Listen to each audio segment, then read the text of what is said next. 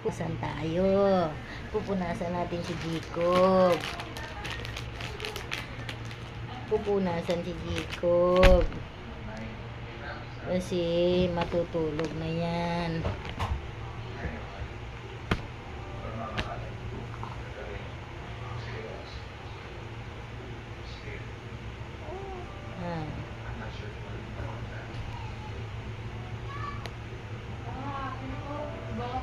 Pupunasan si Jacob kaya matutulog na ang baby namin.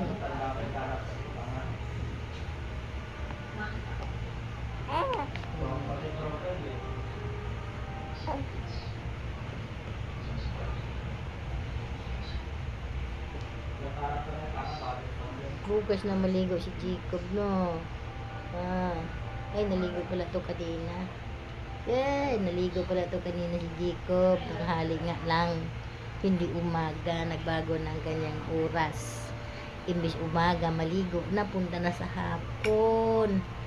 Sa tanghali.